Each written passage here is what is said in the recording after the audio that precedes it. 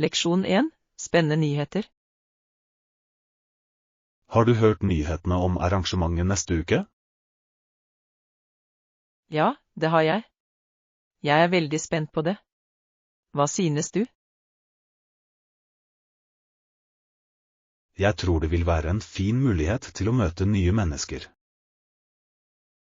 Definitivt. Jeg ser frem til nettverksmulighetene. Og workshopene høres også interessante ut, synes du ikke? Ja, jeg elsker å lære nye ferdigheter og teknikker. Det er alltid lurt å utvide kunnskapen vår, ikke sant? Absolutt. Dessuten er det en morsom måte å tilbringe helgen på. Jeg gleder meg til å se hvilke overraskelser de har i vente. Leksjon 2. Treningsfokus. Et viktig element i å være i form kalles kardiovaskulær kondisjon. Det er sant. Det er avgjørende for et sunt hjerte og lunger. Ja, aktiviteter som løping og svømming hjelper virkelig med det. Jeg liker å sykle, det er en fin måte å forbedre kardiovaskulær helse på. Det er et godt valg. I tillegg er det hyggelig å utforske nye stier. Nøyaktig. Det gjør at trening føles mindre som et år. Og det er også en fin måte å lindre stress. Helt. Jeg føler meg alltid bedre etter en god treningsøkt. Jeg også. Å holde seg aktiv er nøkkelen til en sunn livsstil. Leksjon 3. Hotellopphold. Jeg setter pris på gjestfriheten her. Ansatte er svært vennlige. Ja, jeg gleder meg til oppholdet mitt på hotellet. Fasilitetene virker bra. Jeg hørte at bassenget er fantastisk. Jeg kan ikke vente med å slappe av ved bassenget etter en lang dag. Og restauranten ser fantastisk ut. Deres vurderinger er utmerket. Jeg er spent på å prøve deres lokale retter. Det er alltid hyggelig å oppleve det lokale kjøkkenet. Definitivt. Det bidrar garantert til reiseopplevelsen. Jeg er enig. Hvert måltid blir et minne. Leksjon 4. Lokale arrangementer. Det er så mange arrangementer som skjer rundt om i landet denne helgen. Ja, og vi har noen spennende lokale messer også.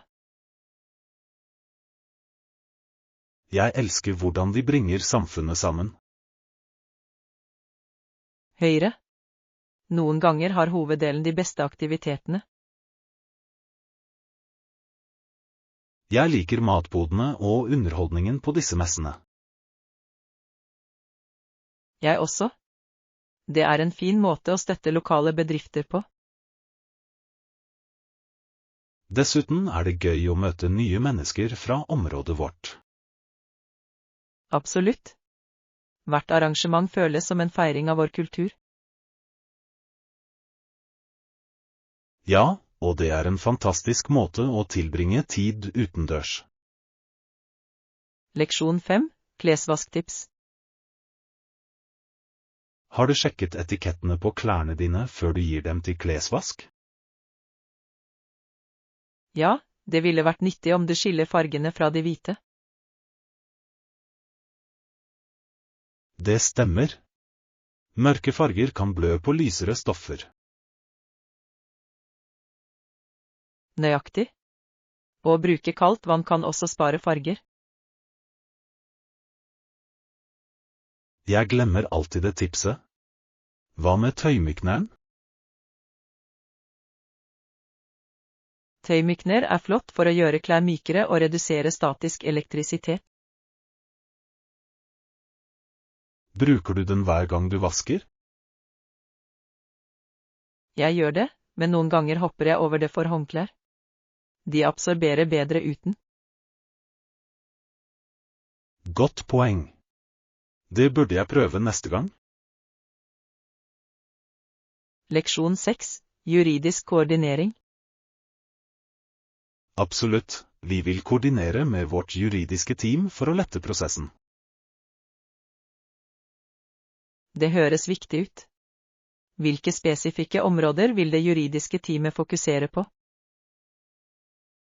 De vil hovedsakelig se på overholdelse og eventuelle risikoer involvert. God idé. Har de jobbet med lignende prosjekter før? Ja, de har mye erfaring på dette området. Det gir meg selvtillit. Det er betryggende. Hvor lang tid tror du dette vil ta? Jeg anslår omtrent 2 uker for en grundig gjennomgang. 2 uker er ikke for lang tid, spesielt for noe så kritisk. Nøyaktig. Vi ønsker å sikre at alt er godt forberedt. Leksjon 7. Kornprat. Fant du favorittblandingen din i butikken? Ja, for det meste, men de hadde ikke favorittblandingen min.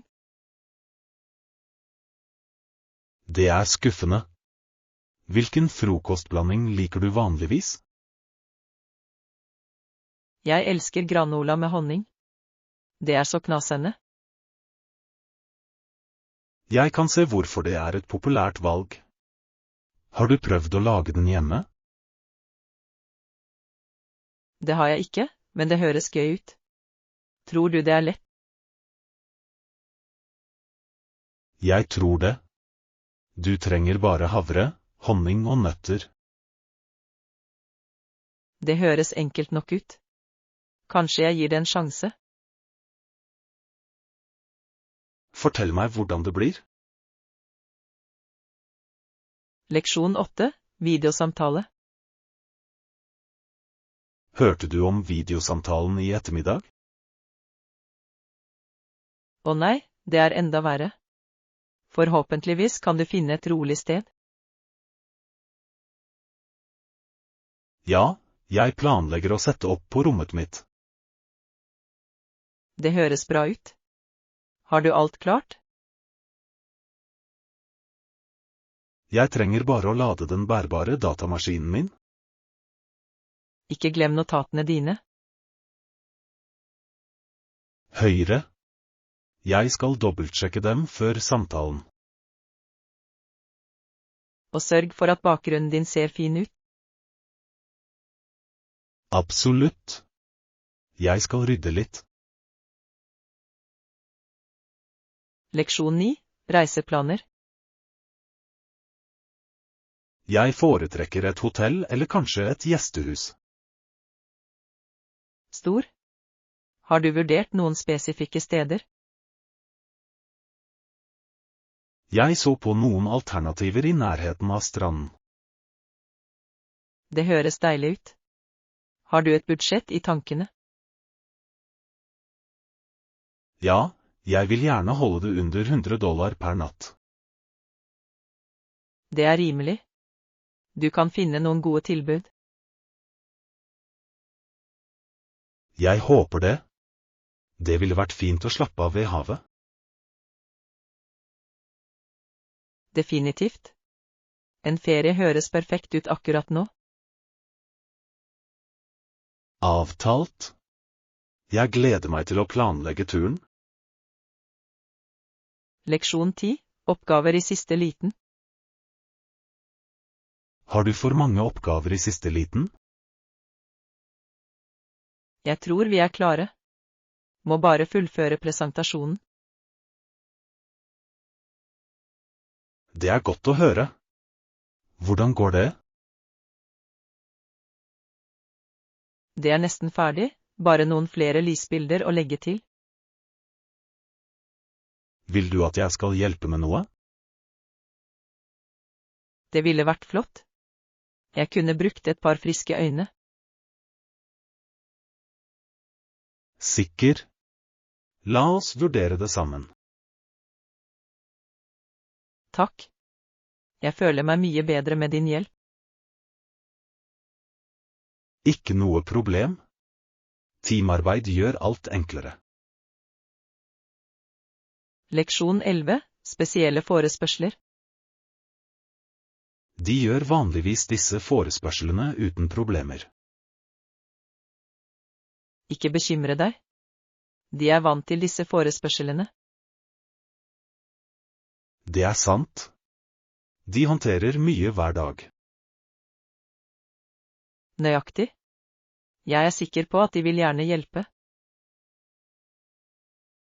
Jeg sender en e-post for å bekrefte. God idé. Kommunikasjon er nøkkelen. Ja, og det bidrar til å unngå misforståelser. Sikkert. La oss holde alt organisert. Absolutt. Jeg følger opp senere. Leksjon 12. Kreative ideer. Det er en genial idé. Du kan også male glassene for å legge til litt farge. Ja. Det ville få dem til å se mer attraktive ut. Nøyaktig. Dessuten er det en morsom aktivitet. Jeg elsker å lage. Det er så avslappende. Jeg også. Hvilke farger vil du bruke? Jeg tenker knallblått og gult. Disse fargene vil se fantastiske ut sammen. Jeg gleder meg til å starte dette prosjektet. Leksjon 13. Gresskaransikter. Har du noen gang laget gresskaransikt til halloween? Ja, det har jeg. Det er så gøy å skjære dem. Hva liker du å lage? Øyne, nese og munn? Jeg pleier å lage store øyne og et dumt smil. Det høres flott ut. Bruker du en mall? Noen ganger, men jeg elsker å frihåndsredde også. Frihending må være utfordrende. Hvordan starter du? Jeg velger et design i tankene mine og bare går for det. Sparer du frøene etterpå? Leksjon 14. Yoga hjemme. Jeg har begynt å trene yoga hjemme. Det er kjempebra. Hvor ofte gjør du det? Noen ganger går jeg lenger hvis jeg har tid. Hjelper det å trene hjemme deg? Ja, det gir meg fleksibilitet i timeplanen min. Det er en stor fordel. Følger du nettkurs? Det gjør jeg. Det holder meg motivert og veiledet. Det synes jeg er nyttig også. Hvilken stil foretrekker du? Jeg liker skånsom yoga. Det er avslappende og beroligende. Leksjon 15. Sjekke telefonene våre. I dag ser det ut til at vi stadig sjekker telefonene våre. Absolutt. Det har nesten blitt en annen natur.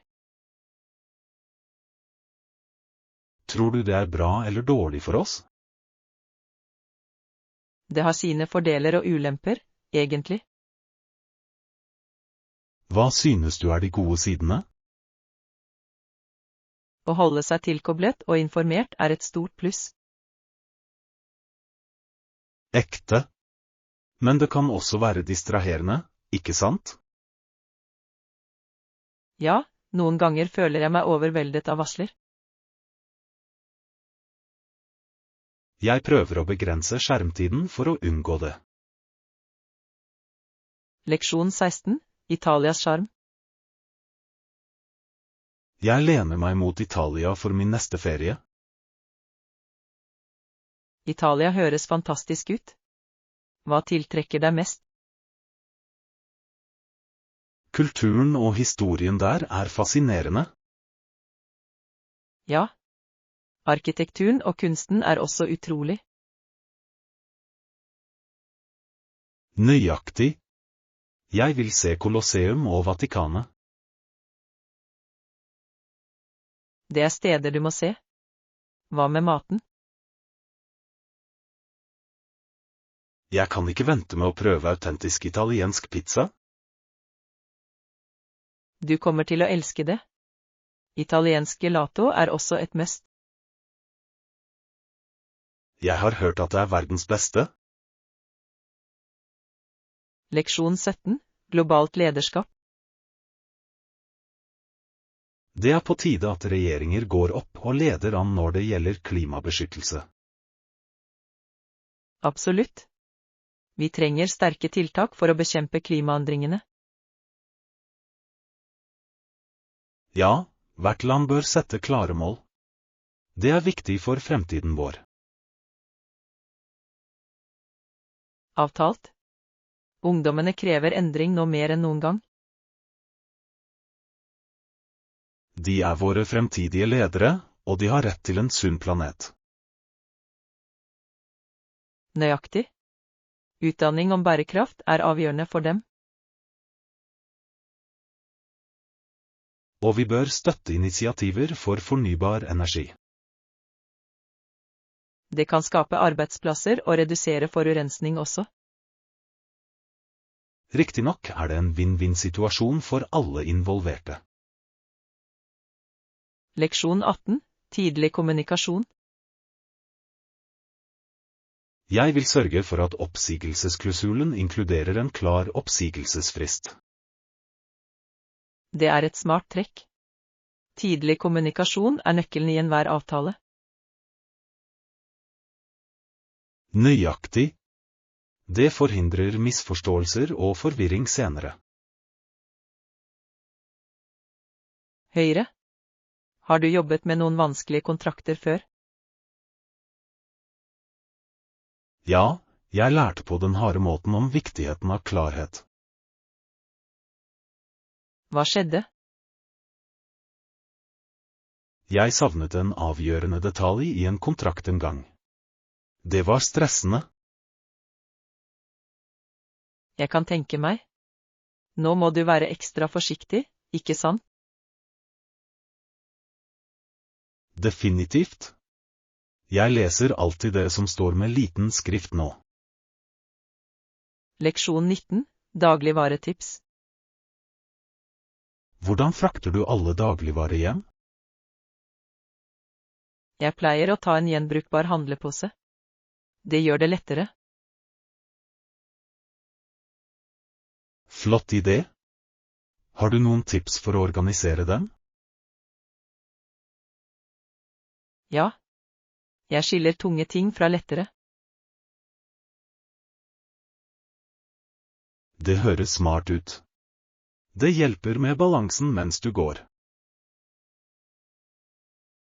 Nøyaktig. I tillegg liker jeg å bruke vogn til større turer. En vogn kan virkelig hjelpe med tung last. Sikkert. Hva med deg? Jeg foretrekker å bruke en ryggsekk for mindre dagligvarekjøringer. Leksjon 20. Renovasjonsvedtak. Bør jeg ansette en profesjonell for hver renovering? Ikke nødvendigvis. Noen prosjekter er enkle nok til å gjøre selv. Det er sant. Hva slags prosjekter synes du er DI-vennlige? Å male vegger eller skifte lysarmaturer kan være enkelt. Godt poeng. De kan også spare penger. Men for rørleggerarbeid eller elektrisk arbeid er det best å ansette en proff. Avtalt. Sikkerhet er førsteprioritet i slike tilfeller. Høyre. Det handler om å kjenne grensene dine. Nøyaktig. Noen ganger er det verdt investeringen for trygghet. Leksjon 21. Sportsutvikling. USA utviklet seg til godt organiserte nasjonale mesterskap. Ja. Det har stor innvirkning på idrettskulturen. Definitivt. Det oppmuntrer til talent og konkurranse. Og det gir muligheter for unge idrettsutøvere. Nøyaktig. Mange drømmer om å konkurrere på nasjonalt nivå. I tillegg øker det fellesskapsånden og støtten. Ja. Lokallag samler ofte folk. Det er fantastisk å se alle heie på laget sitt. Sikkert. Sport kan forene mennesker med ulik bakgrunn. Leksjon 22. Freedom Talk. Uavhengighet er det ikke? Definitivt. Jeg gleder meg til å kjøre på egen hånd. Den følelsen av frihet er fantastisk. Det er det virkelig. Har du noen steder i tankene å utforske? Jeg vil besøke stranden først.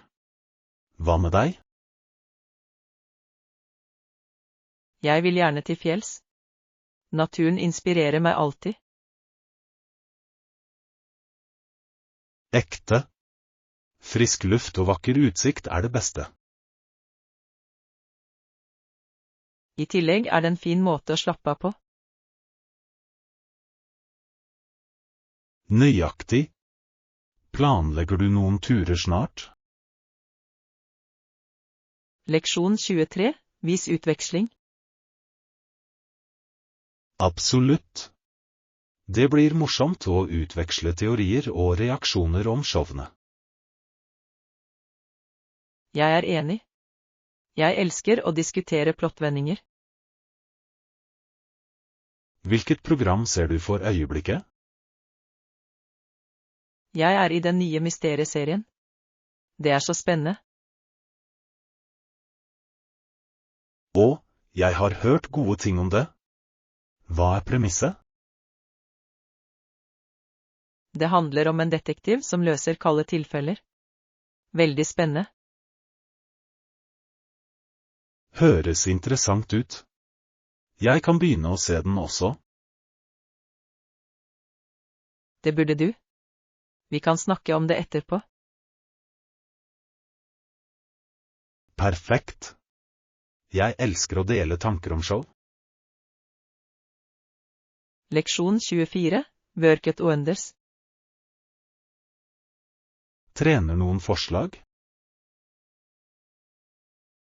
Du kan prøve å variere treningsøktene dine for å holde ting spennende. Det gir mening. Hva anbefaler du? Kanskje blande cardio med styrketrening. Det er en flott balanse. Jeg pleier å holde meg til å løpe. Bør jeg legge til noe annet? Ja. Prøv litt yoga for fleksibilitet. Det er virkelig gunstig. God idé. Jeg har aldri gjort yoga før. Det er enklere enn det ser ut. Bare prøv det. Jeg vil. Takk for tipsene. Leksjon 25. Musikalsk reise. Ja, jeg begynte å spille da jeg gikk på videregående, så det er ca. 10 år siden nå. Det er imponerende. Hvilket instrument spiller du? Jeg spiller gitar. Det er min lidenskap. Jeg elsker gitaren. Skriver du dine egne sanger? Noen ganger. Det er en fin måte å uttrykke følelser på. Det er vakkert. Jeg skulle ønske jeg kunne skrive sanger også. Du kan. Bare begynn med favorittopplevelsene dine. Godt råd. Jeg skal definitivt prøve det. Jeg vil gjerne høre sangene dine en dag. Leksjon 26, Baseball Legacy.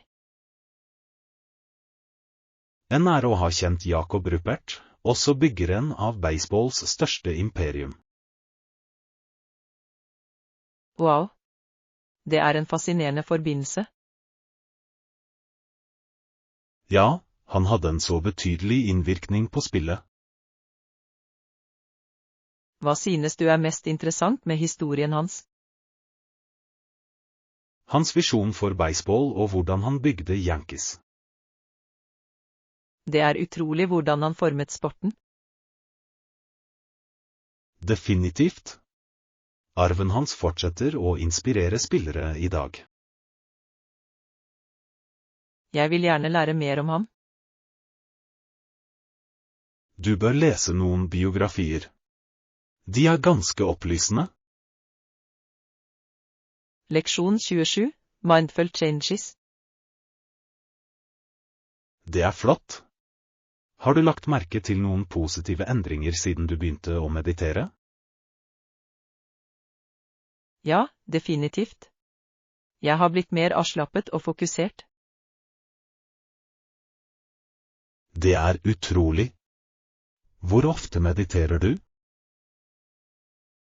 Jeg prøver å meditere hver morgen i omtrent 20 minutter. Wow, det høres forfriskende ut. Bruker du noen spesifikke teknikker? Jeg følger vanligvis guidede meditasjoner. De hjelper meg virkelig å holde meg på sporet. Det er et smart valg. Har du følt noen endringer i stressnivået ditt? Absolutt. Jeg føler meg mye roligere om dagen. Det er fantastisk å høre. Jeg burde definitivt prøve det selv. Leksjon 28, Uforglemmelige festligheter. Hvilken festival gjorde et varig inntrykk på deg? Karnevalet i Brasil var uforglemmelig. Fargene og energien var utrolig. Det høres spennende ut. Hva var favorittdelen av karnevalet? Jeg elsket paradene. Danserne var så levende og fulle av liv. Jeg kan bare forestille meg. Ble du med på dansen? Ja, det gjorde jeg. Det føltes fantastisk å danse med alle. Det må ha vært en så morsom opplevelse. Ville du gått igjen? Definitivt. Jeg vil gjerne oppleve det på nytt. Høres ut som en drøm. Jeg må legge det til på reiselisten min. Leksjon 29, Smart valutaveksling. Når du veksler valuta, hva synes du er viktig? Gå alltid til anerkjente steder og vær forsiktig. Det er et godt råd. Har du noen gang hatt en dårlig opplevelse? Ja, en gang vekslet jeg penger hos en gateselger. De ga meg falske regninger. Å nei, det er forferdelig. Hvordan løste du det? Jeg rapporterte det umiddelbart til myndighetene. Smart trekk. Hva anbefaler du for trygge utvekslinger? Bruk banker eller pålitelige vekslingskontorer, og sjekk priser online først. Det gir mening. Jeg skal ha det i bakhodet når jeg reiser. Leksjon 30, vanlige spørsmål. Jeg hørte at hun oppdager at hun får de samme spørsmålene om og om igjen. Ja, det kan være utmattende, spesielt med mediekjendiser. Hva slags spørsmål får hun? Mest om hennes personlige liv og forhold. Det er interessant. Tror du det er invasivt? Definitivt. Alle fortjener litt privatliv. Hvordan takler hun det? Hun prøver å omdirigere samtalen til mer interessante emner. Det er en smart tilnærming. Men det må være tøft for henne. Leksjon 31, legge planer. Gi oss nok tid til å planlegge. Perfekt. Skal vi foreta en reservasjon i tilfelle? Ja, det høres ut som en god idé. Hvor skal vi dra? Hva med den nye italienske restauranten i sentrum? Jeg har hørt gode ting om det. Vet du om de har uteservering? Det tror jeg de gjør. Det ville vært fint å spise ute. Avtalt. Jeg elsker å spise utendørs i fint vær. La oss ringe og se om vi kan reservere bord. God plan. Jeg ringer nå. Takk. Jeg gleder meg. Leksjon 32, fremtidsfokus. Fremtiden er egentlig opp til oss, tror du ikke? Absolutt. Våre beslutninger i dag former morgendagen. Nøyaktig. Grunnleggerne våre lærte oss at frihet er viktig. Ja, å bevare den krever innsats fra oss alle. Hva tror du vi kan gjøre for å hjelpe? Vi kan starte med å engasjere oss i lokalsamfunnene våre. Det er en god idé. Samfunnstjeneste kan utgjøre en forskjell. Å utdanne oss selv om saker er også nøkkelen. Avtalt. Kunnskap gir oss mulighet til å handle. Leksjon 33, reiseskatter. Du bør definitivt besøke Colosseum i Roma. Jeg har hørt det er fantastisk. Hva annet bør jeg se? Det skjeve tårnet i Pisa er også en må-se. Det høres gøy ut.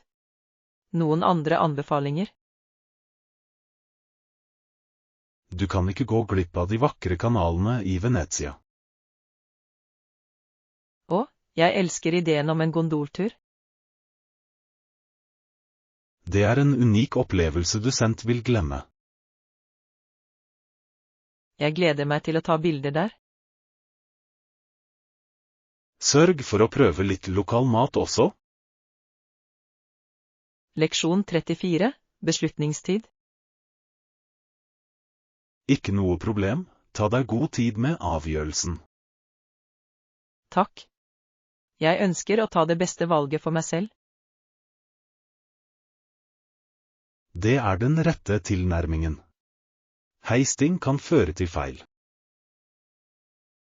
Akkurat, jeg må veie alle alternativene mine nøye.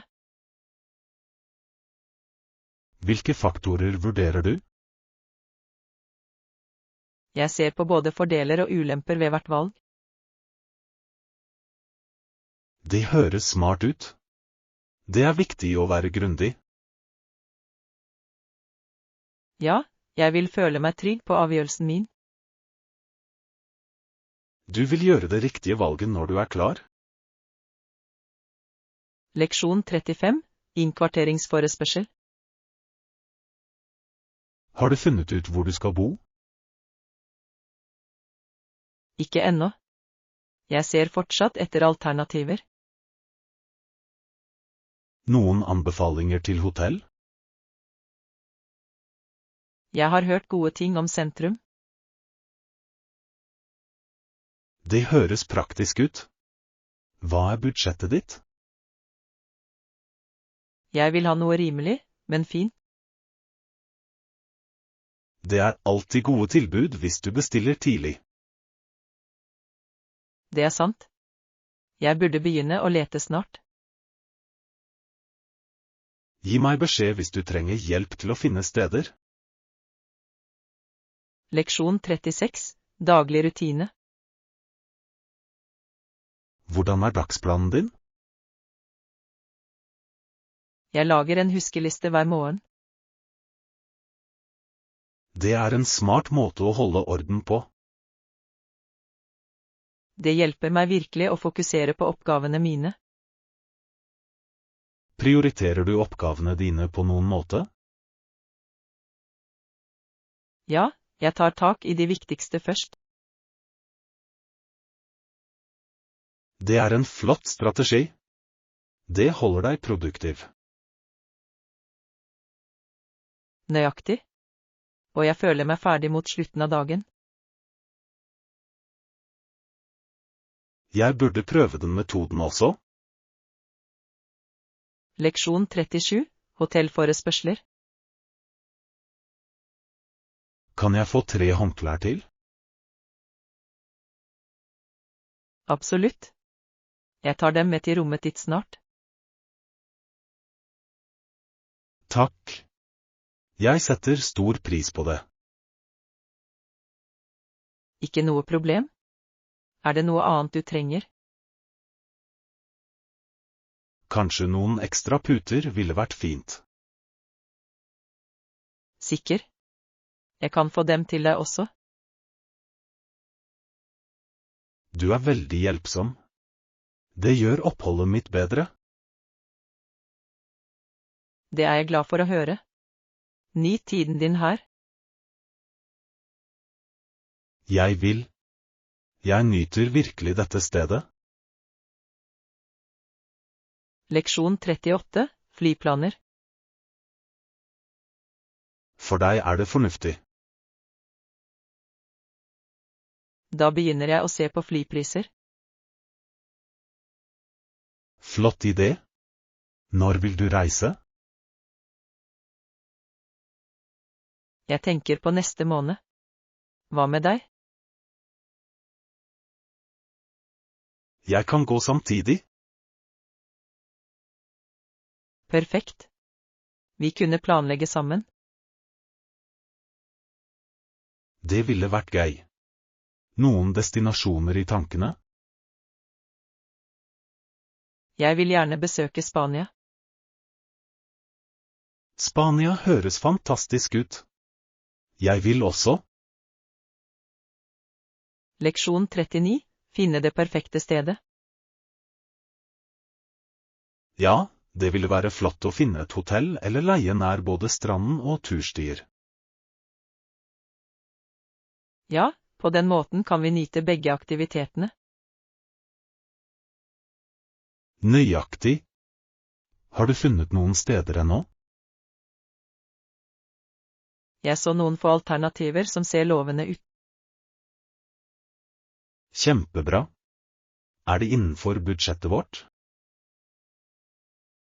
Ja, de er ganske rimelige.